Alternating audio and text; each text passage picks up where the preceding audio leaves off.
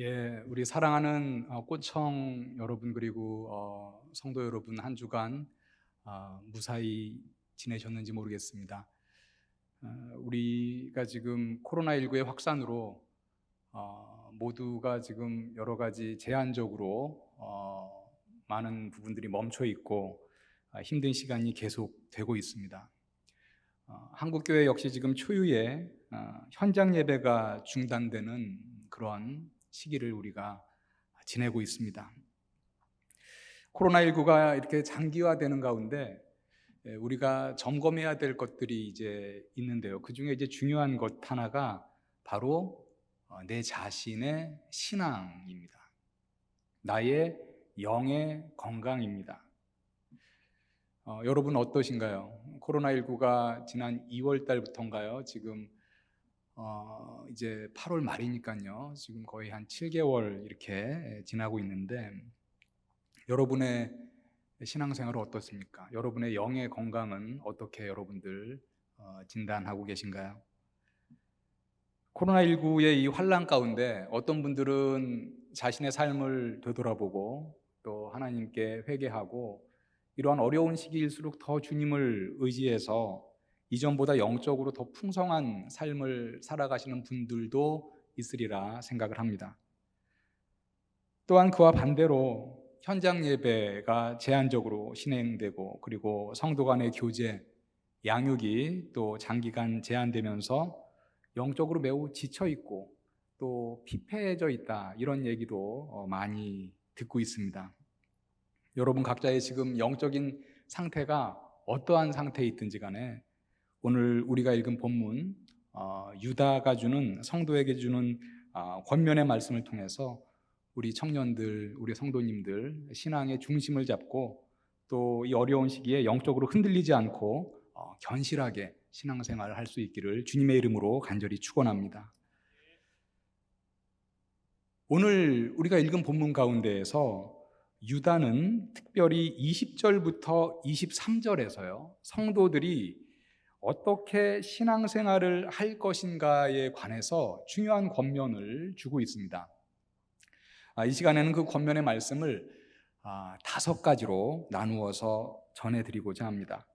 그 첫 번째는 거룩한 믿음 위에 나 자신을 세우는 것입니다. 20절을 보시면은요, 사랑하는 자들아 너희는 너희의 지극히 거룩한 믿음 위에 자신을 세우며.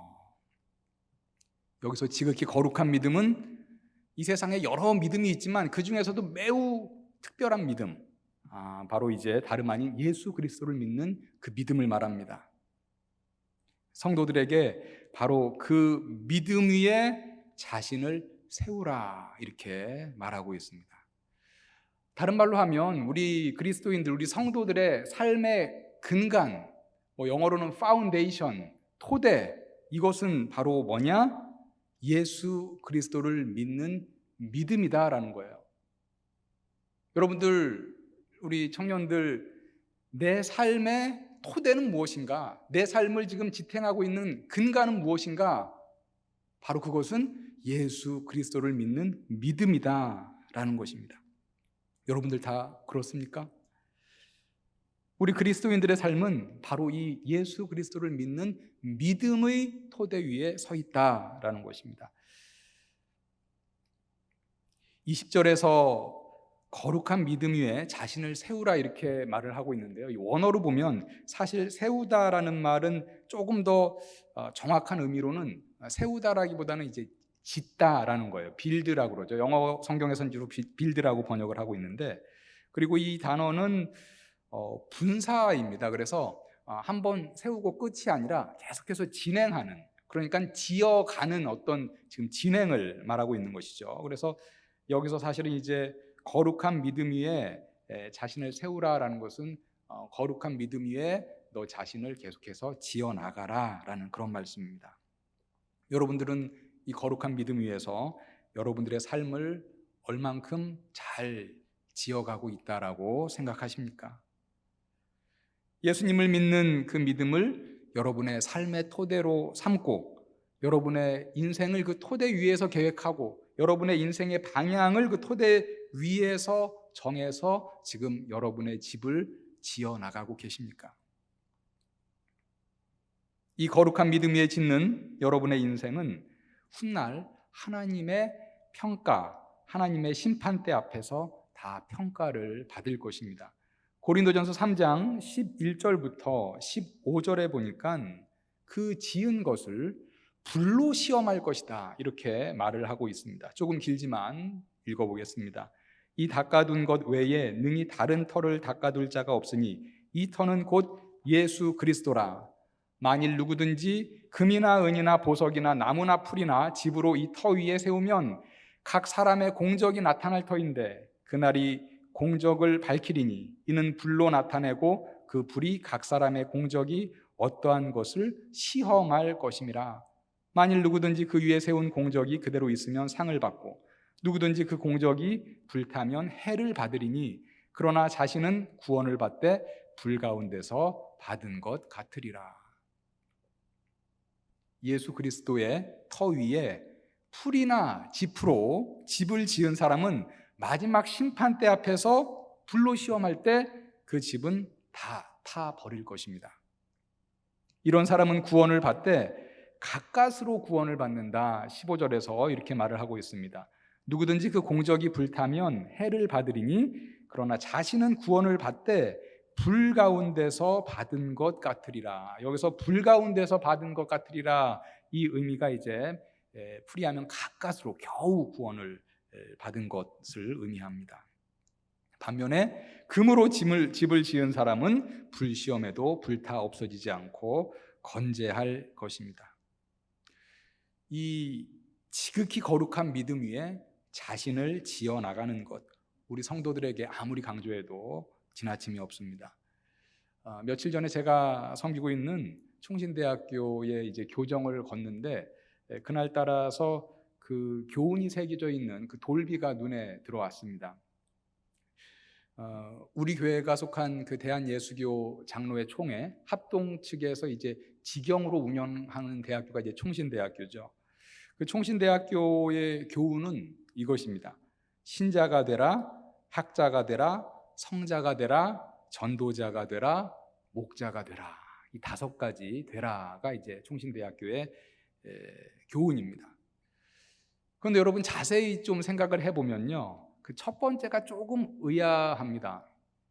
아니, 예수님을 믿고 구원받아서 이제 아주 본격적으로 주의 일을 전격적으로 하려고 신학교까지 들어올 정도의 사람이라면 당연히 믿음을 갖고 있는 신자일 텐데 그 교훈의 첫 번째가 뭐냐?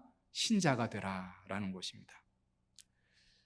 그만큼 예수님을 믿는 것이 중요하고 예수님을 믿되 잘 믿으라는 그런 의미일 것입니다. 한국 교계의 원로이신 고 한경직 목사님, 아마 여러분들 다 잘 아실 것입니다. 그런데 그 한경직 목사님께서 이제 남기신 아주 유명한 일화 중에 이런 것이 있죠. 한경직 목사님이 이제 은퇴하시고 나서 노년에는 남한산성에서 그 노년의 삶을 보냈습니다. 하루는 이제 그 후배 뭐 여러 교단의 중견 목사님들이 모여서 한경직 목사님 이렇게 찾아갔습니다. 그래서 방문해서 이렇게 좋은 시간을 이제 지냈는데 이제 삥 둘러 앉아서 그 이제 목사님들이, 후배 목사님들이죠. 그 목사님 가운데 한 분이, 한 목사님, 이렇게 모처럼 이렇게 여럿이 우리 후배 목사님들이 같이 모였으니까 저희 후배 목사님들에게 좋은 말씀을 좀 해주십시오, 이렇게 부탁을 했습니다.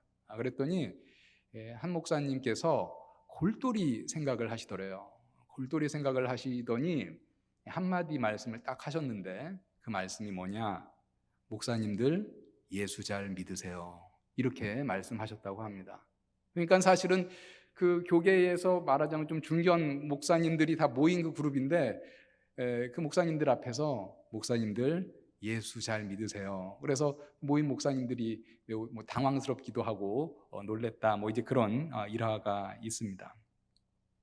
예수님을 잘 믿는 것 정말 중요한 겁니다. 목사도 예수를 잘 믿어야 하죠. 종종 이런 얘기를 들을 때가 있죠. 난 저분이 정말 예수 믿는 사람인지 난 확신할 수가 없어. 예수님을 믿는다면, 하나님을 믿는다면 어떻게 저럴 수 있느냐라는 것이겠죠. 하나님을 경외하고 예수님의 말씀에 순종하려고 힘쓰는 사람이라면 저럴 수 없다라는 그런 이제 반문이겠죠. 사랑하는 성도 여러분, 청년 여러분, 예수 그리스도를 믿는 지극히 거룩한 믿음 위에 여러분 자신의 인생을 차곡차곡 잘 지어나가시기를 바랍니다. 풀이나 짚으로 지은 집이어서 마지막 심판대에서 다 태워 사라지는 그러한 집이 아니라 불시험에도 끄떡없는 금으로 견고한 집을 다 지으시기를 주님의 이름으로 간절히 축원합니다. 두 번째, 오늘 말씀에서 유다가 성도들에게 주는 권면은요, 성령으로 기도하라라는 것입니다. 20절 마지막에서 이렇게 말하죠. 성령으로 기도하며. 이 원어에서 직역을 하면요, 이 말은 성령 안에서 기도하라라는 그런 말입니다. 에베소서 6장 18절에도 보니까요, 성령 안에서 기도하라 이렇게 명하신 말씀이 있습니다. 모든 기도와 간구를 하되 항상 성령 안에서 기도하고 이를 위하여 깨어 구하기를 항상 힘쓰며 여러 성도를 위하여 구하라. 성령으로 기도하라. 더 이제 직역을 하면 성령 안에서 기도하라. 어떻게 기도하는 게 성령 안에서 기도하는 것일까요? 두 가지로 나누어서 좀 말씀을 드리고자 합니다. 첫 번째는요, 성령 안에서 기도하라, 성령으로 기도하라 라는 것은요, 성령 하나님의 뜻 안에서 기도하라 라는 그런 의미입니다. 우리 믿는 그리스도인들에게 우리가 보통 내주하시는 성령님 뭐 이런 말 하죠. 우리 안에 거하시는 성령님이 계십니다. 때론 우리가 살아갈 때 나의 뜻과 성령님의 뜻이 충돌하는 것을 직감할 때도 있습니다. 그럴 때 당연히 우리는 나의 영을 앞세우지 말고 하나님의 영을 앞세워야 합니다. 기도할 때도 마찬가지입니다. 우리가 기도할 때에 내주하시는 성령님의 음성에 귀 기울이면서 성령 하나님의 뜻대로 기도하도록 우리가 힘써야 한다라는 것입니다. 물론 이제 나의 뜻과 성령님의 뜻이 동일한 방향을 향할 때는 뭐 큰 문제가 되지 않겠지만, 우리 기도할 때도 마찬가지예요. 기도할 때도 어느 때는 하나님의 뜻은 이것일 텐데 사실은 내 뜻은 이건데 방향이 다를 때, 그러할 때 우리가 과감하게 당연히 하나님의 뜻을 앞세우면서 하나님의 뜻대로 기도해야 한다라는 것이죠. 우리가 그렇게 기도할 때 하나님께서 우리의 기도를 기쁘게 응답해 주신다고 요한일서 5장 14절에서 약속해 주셨습니다.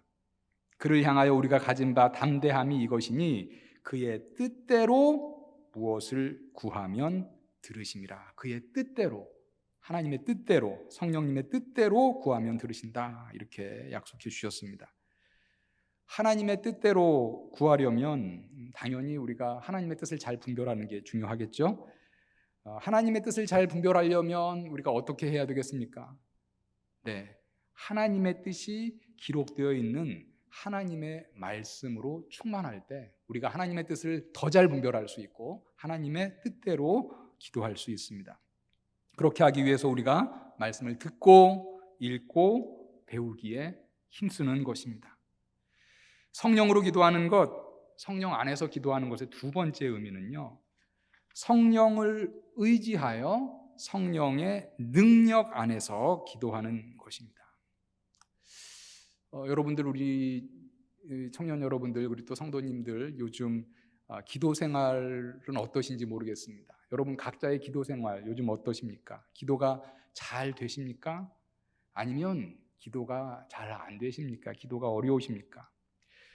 여러분 기도가 뭐 눈 감고 이렇게 손 모은다고 그냥 항상 잘 되는 것은 아닌 것 같아요. 그렇죠? 기도가 참 어렵고 잘 안 될 때도 많이 있습니다. 그럴 때 포기하지 마시고 도우시는 성령님을 의지하시기 바랍니다. 사탄은 어떻게 해서든지 우리의 기도를 방해하려고 할 것입니다. 육신의 피로, 그리고 여러 가지 바쁜 일정, 그리고 이 기도를 한다고 하나님이 정말 이루어 주실까 하는 내 마음에 들어오는 어떤 의심들, 이런 것들을 동원해서 우리의 기도를 방해합니다.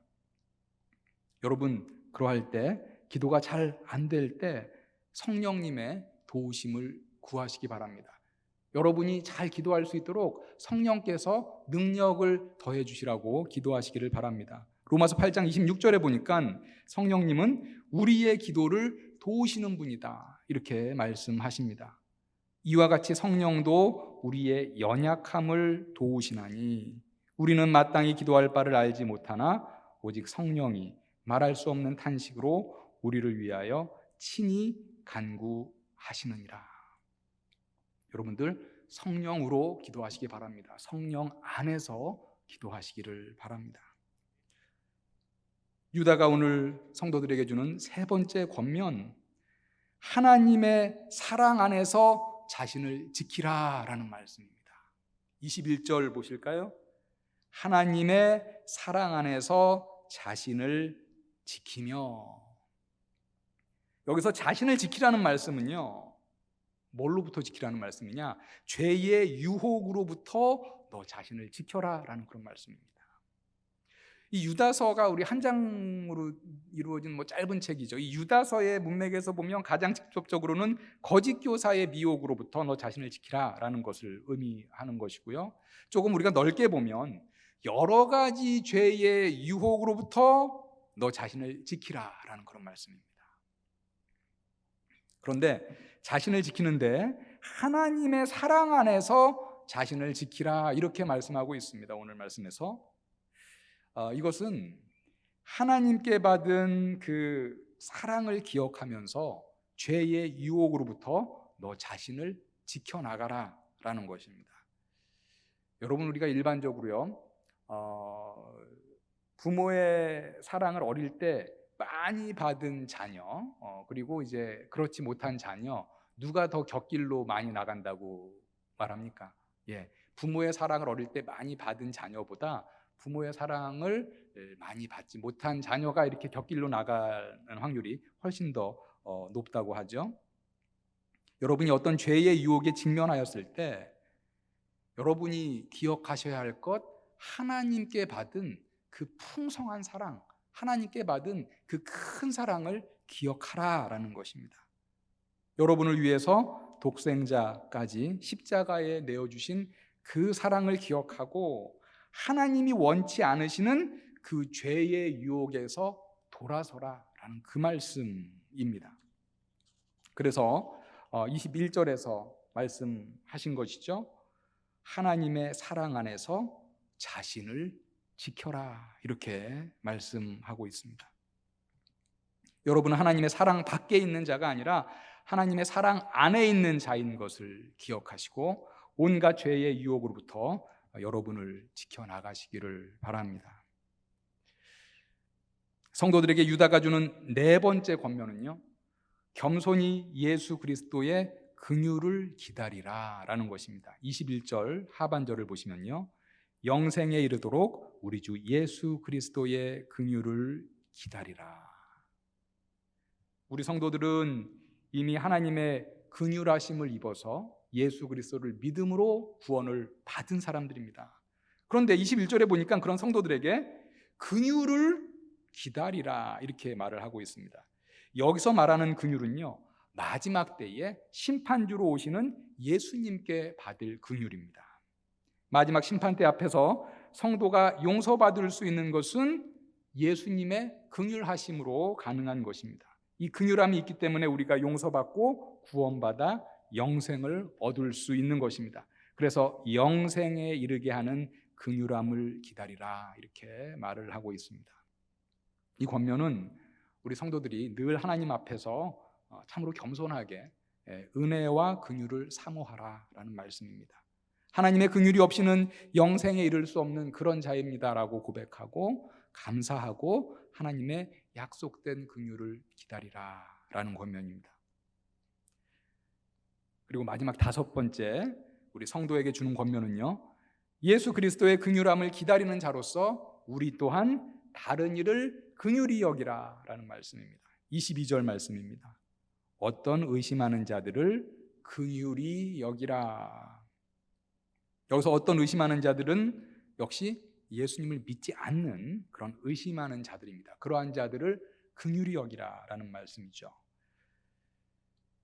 여러분들은 여러분들 주위에 예수님을 믿지 않는 자, 예수님, 복음 이런 것에 대해서 의심하면서 믿지 않는 자들, 그러한 불신자들을 얼마나 긍휼히 여기십니까? 사실 긍휼히 여긴다는 것과 사랑한다는 것은 이렇게 떼어서 생각할 수 없을 것 같아요, 그죠?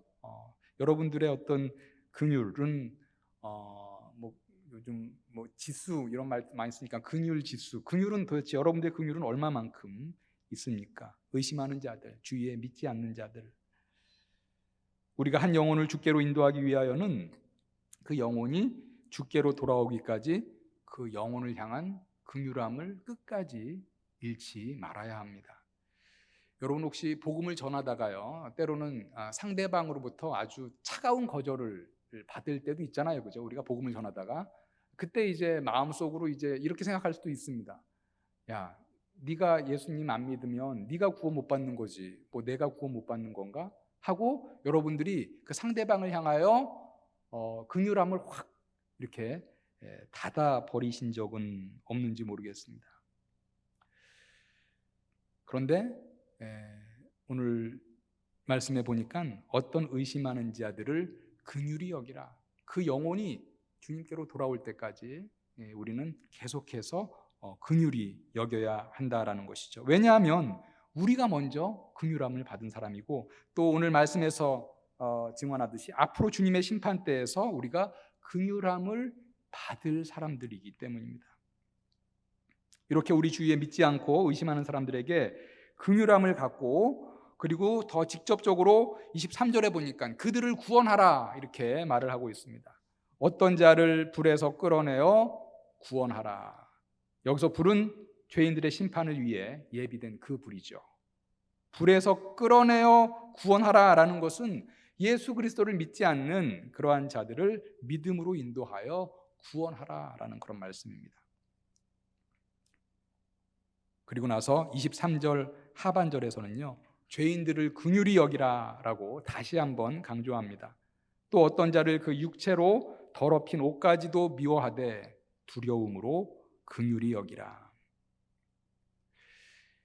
여기서 육체로 더럽혀진 옷까지도 미워하되 이렇게 말을 하고 있는데요, 이 육체로 더럽혀진 옷은 죄로 인해서 옷까지 더럽혀졌다라는, 말하자면 어떤 비유적인 표현입니다. 지금 많이 더럽혀진 것을 이제 옷까지 더럽혀졌다, 죄로 인해서 이렇게 표현한 것이죠. 그러나 그렇게 죄가 많은 사람이라 할지라도 두려움으로 긍휼히 여기라 이렇게 말을 하고 있습니다. 여기서 말하는 것은 무엇입니까? 죄는 미워하되 죄인은 긍휼히 여기라라는 거죠. 그 육체로 더럽힌 옷까지도 미워하되, 죄는 미워하되 두려움으로 긍휼히 여기라, 그 죄인은 긍휼히 여기라라는 것입니다. 우리가 종종 죄를 미워하되 죄인은 미워하지 말라 이런 말을 이제 들을 때가 있는데, 바로 이 구절의 말씀이 그 말과 지금 같은 맥락의 말씀입니다. 여러분들은 주위의 불신자나 죄가 많은 사람들을 향하여 얼마만큼의 긍휼함을 갖고 대하고 계십니까? 죄와 죄인을 뭉뚱그려서 그냥 같이 미워하고 있지는 않은지 모르겠습니다.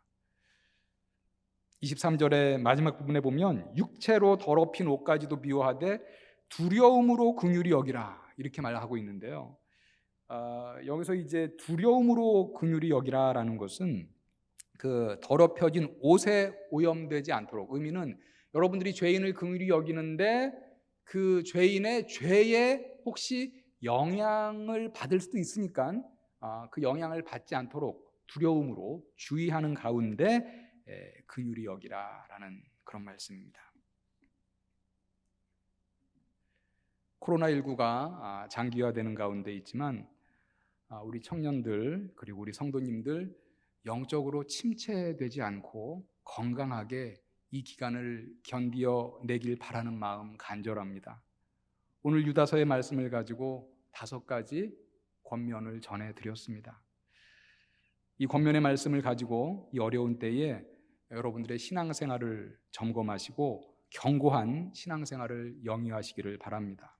첫 번째, 지극히 거룩한 믿음의 토대 위에 여러분의 인생을 차곡차곡 지어 나가십시오.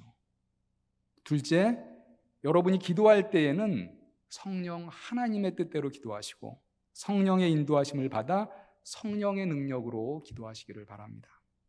세 번째, 온갖 죄의 유혹에 맞닥뜨릴 때에는 하나님이 여러분에게 쏟아주신 그 크신 사랑을 기억하시고 죄의 유혹에서 여러분을 지켜나가시기를 바랍니다. 네 번째, 겸손하고 감사한 마음으로 여러분을 영생으로 인도하시는 하나님의 긍휼하심을 사모하며 기다리시기 바랍니다. 다섯 번째, 긍휼을 받은 자로서 또 긍휼을 받을 자로서 우리 주위의 불신자들에게 긍휼함을 베풀어서 전도에 힘쓰는 우리 성도님들 다 되시기를 주님의 이름으로 간절히 축원합니다.